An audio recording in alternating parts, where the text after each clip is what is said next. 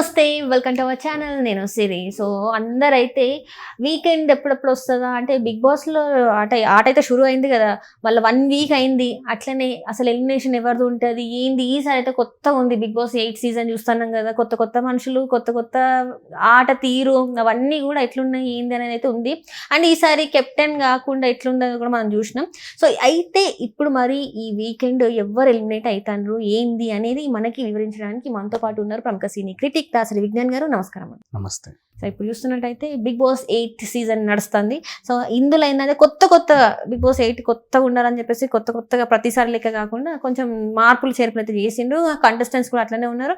And ఇప్పుడు చూస్తున్నట్టయితే మరి ఈ కంటెస్టెంట్స్లో ఎవరు పోతుండ్రు ఇంటికి అంటే ఫస్ట్ ఎలిమినేషన్ సాటర్డే సండే మనం చూస్తాం ఎట్లుంటుంది ఏందనేది. మరి ఈ వారం రోజులు ఆట తీరు చూసినాక మీకు ఏమనిపించింది, ఎవరు వెళ్తారు అనిపిస్తుంది మరి బయటికి? ఎలిమినేషన్ ఎవరు అవుతారో అనే మాట్లాడుకోవాలంటే ఫస్ట్ నామినేషన్లో ఎవరు ఉన్నారో చూసుకోవాలి.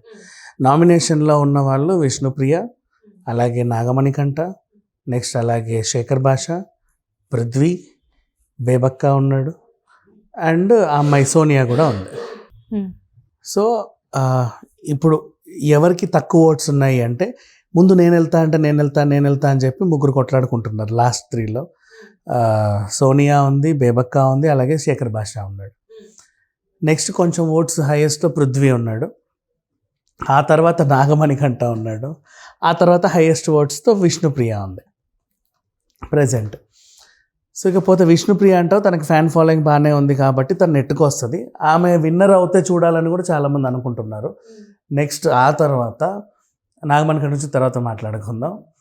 శేఖర్ భాష విషయానికి వస్తే ఆయన కూడా ఒక ఆరెంజ్ సీన్లోనే కొంచెం నెగిటివ్ అయ్యాడే తప్పితే నెగిటివ్ అవ్వలేదు, ఆయన చేసిన తప్పు అని ఆమె చెప్పింది అంతే. మిగతా అన్నిట్లోనూ తను రైట్ అండ్ లెఫ్ట్ బాగానే ఇస్తున్నాడు. నెక్స్ట్ ఆ తర్వాత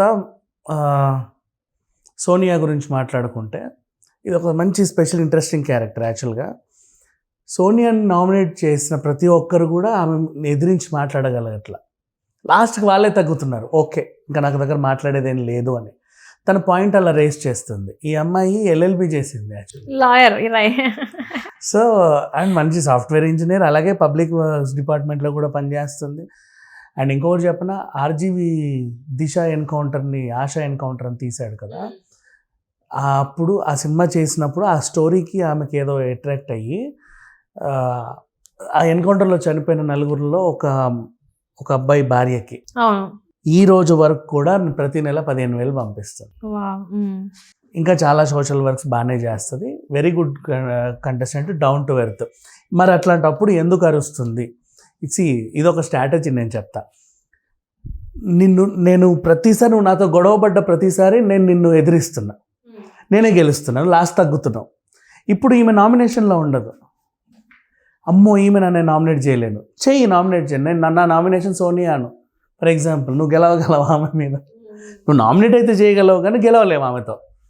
సో ఆ విధంగా ఏంటంటే అమ్మో ఈమెతో పెట్టుకొని కూడా వేస్టే అని చెప్పేసి రాను ఏమవుతుంది, ఆమె నామినేట్ చేయరు. ఆ స్ట్రాటజీతో కూడా గెలవచ్చుగా. నామినేషన్ లేకుంటే చాలు కదా, మనకు కావాల్సింది ఏంటి? సో ఈ ఒక్క వీక్లో కూడా నామినేషన్ లేకుండా డైరెక్ట్ లాస్ట్ వీక్కి వెళ్ళిపోతావు నువ్వు, అవునా? ఇప్పటిదాకా అట్లా జరిగినాయి కూడా మనకి గతంలో సీజన్లో చూసుకుంటే అట్లనే ఉన్నాయి కొన్ని. కానీ యాక్చువల్గా నామినేషన్లో ఉండి బయటపడుతున్న కొద్ది స్ట్రాంగ్ అవుతారు. కానీ అట్లా కాకుండా కూడా చాలా సార్లు అసలు నామినేషన్లోనే లేకుండా ఆట సందీప్ అయితే అసలు నామినేషన్ లేకుండా వచ్చాడు లాస్ట్ వరకు. ఫస్ట్ వీక్ నామినేట్ అయ్యాడు, వెళ్ళిపోయాడు. అట్లా కూడా ఎదురు చూస్తారు ఎప్పుడు పడతాడా వీళ్ళు నామినేషన్లో అని. సోనియా నామినేట్ చేయలేరు. సరే సోనియా పక్కన పెట్టేస్తే నెక్స్ట్ మళ్ళీ బేబక్క, ఈమె గురించి మాట్లాడుకుందాం.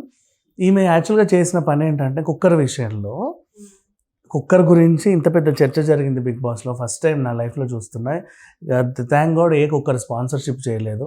ఇన్ కేసు ఏమైనా కుక్కర్ స్పాన్సర్షిప్ చేసి ఇప్పుడు బిగ్ బాస్ పరువు నష్టం దావా వేసేవాళ్ళు.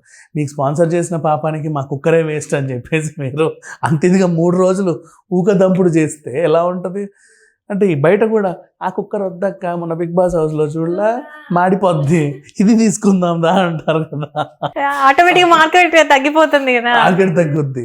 అండ్ అసలు నువ్వు ఏ వంట అయినా సరే తొందరగా అవ్వడానికిగా కుక్కర్ నేర్చుకుంటాం, అవునా? పెడతావు 10 నిమిషాల్లో అయిపోద్ది.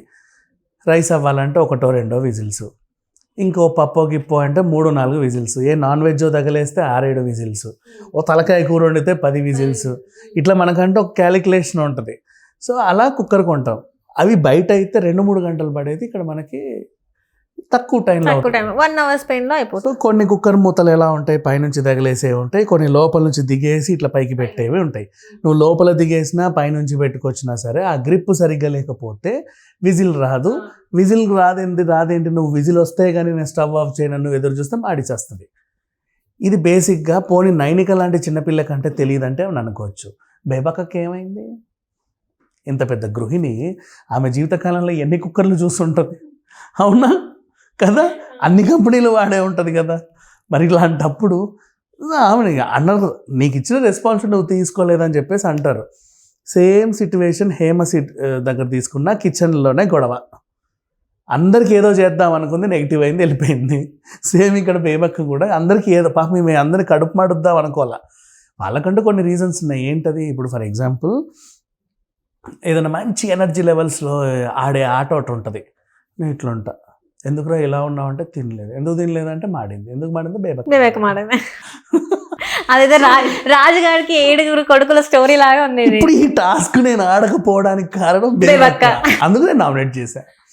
నెక్స్ట్ ఏమైంది అంటే ఏం లేదు, బిగ్ బాస్ రాషన్ ఇవాళ ఇవ్వలేదు. ఎందుకు ఇవ్వలేదు? నిన్ను ఇచ్చాడు కదా, ఏమైంది? బేబక్క మాడగొట్టింది. ఇలాంటివి అంటే బిగ్ బాస్ రాషన్ పాడు చేసిన బేబక్క నామినేషన్. అంటే వీళ్ళకి నామినేషన్కి కరెక్ట్ పాయింట్స్ ఉన్నాయిలే, తప్పనిలేము, కానీ ఏదో పాయింట్ కావాలి కదా. కానీ పాపం ఆమె కావాలని చేయాల, అలా ఇరుక్కుంది. షీఈ్ అన్ఫిట్ అని నేను ఎందుకు అంటాను అంటే, నీకు కోన్ ఇచ్చి అటు చేర్చమ్మా అని అన్నప్పుడు నీ డ్రెస్సింగ్ వల్ల నువ్వు ఆడలేకపోయావు ఆట. కొంచెం ఫ్రీ డ్రెస్ వేసుకుంటే నువ్వు గెలిచేదానివేమో ఆటలో. నీకు ఆ ప్లానింగ్ కూడా లేదు. నీ కిచెన్ ప్లానింగ్ లేదు, హౌస్ ప్లానింగ్ లేదు, ఏ ప్లానింగ్ లేదు, గేమ్ ప్లానింగ్ లేదు. ఇంకెందుకు నువ్వు బిగ్ బాస్కి? So out. ఈ వీక్ బేబక్క హౌస్ నుంచి అవుట్.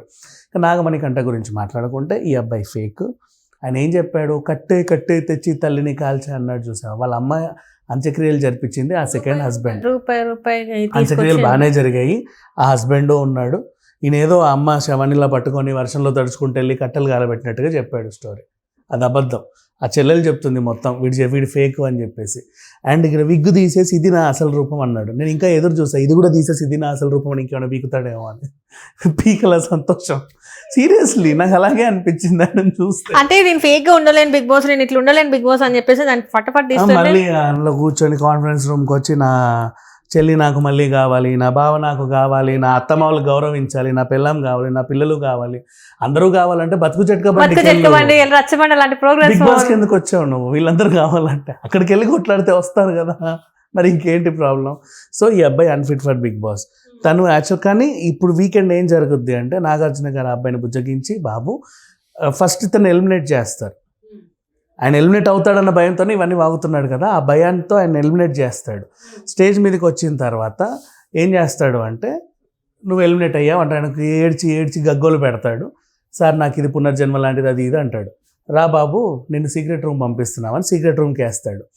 టీవీలో వీళ్ళు అందరు చూసేదంతా చెప్తాడు.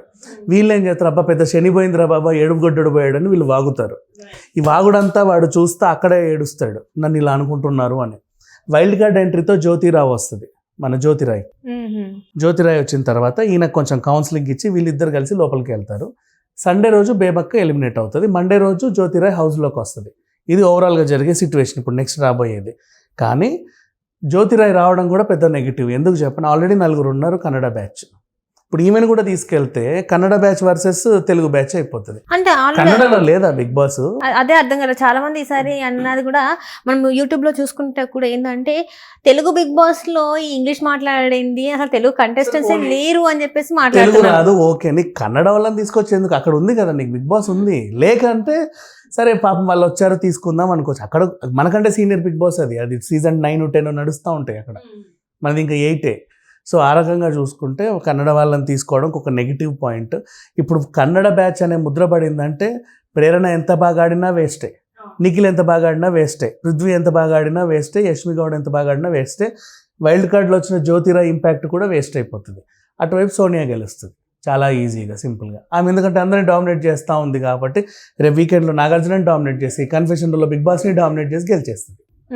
ఓవరాల్ గా జరిగేది ఇది సీన్ గా చెప్పాలి అంటే. మొత్తానికి అయితే బేబక్కకి ఈ వీక్ కొంచెం కష్టమే అంటారు. కష్టమే, బేబక్ అవుట్ ఫ్రమ్ ద హౌస్, ఇంకా రాసి పెట్టుకోండి, ఇంకా దాంట్లో ఇంకేం లేదు చేసి. రైట్, మరి చూద్దాం ఏం జరుగుతుంది ఈ సాటర్డే సండే అనేది, మరి ఎవరు అవుట్ ఎవరు ఇన్ ఉంటారు అనేది. So thank you so much.